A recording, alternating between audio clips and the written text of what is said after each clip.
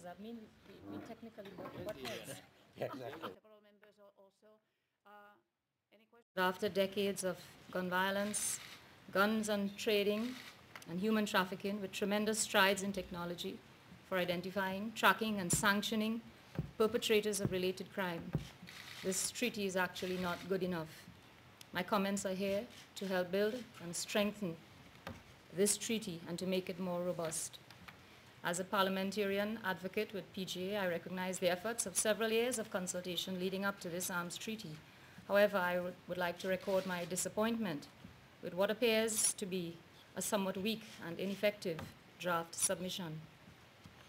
This treaty cannot propose political expediency but remain, to a large extent, legally inadequate as far as clear definitions, enforcement, and compliance are concerned. This draft reflects a politically balanced neutrality, too far with sanitized terms and somewhat vague language.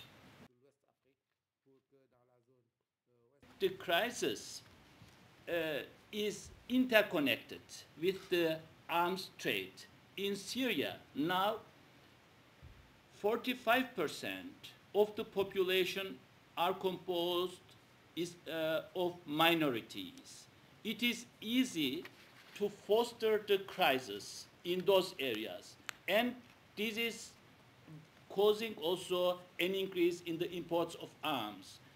Unless we regulate the illicit trade, or unless we regulate to limit the imports of arms, we cannot reach the peace.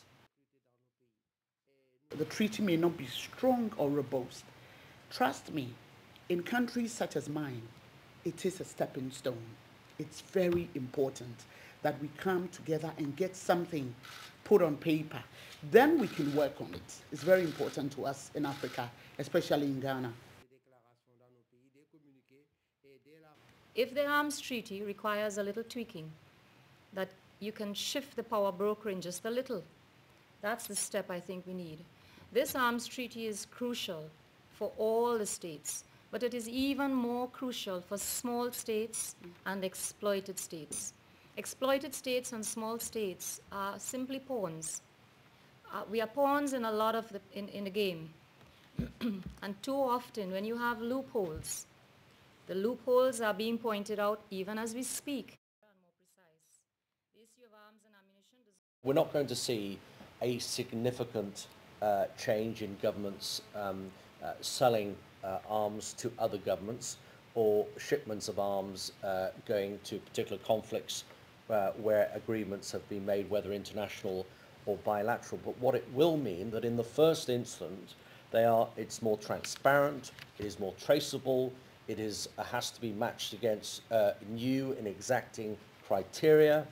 And then secondly, after that war or that conflict is over, hopefully, as a result of a substantive treaty this week, the secondary use of those weapons by the new government or the existing government or fighting groups within that country will be far more difficult for them to use with impunity and without that traceability and tracking.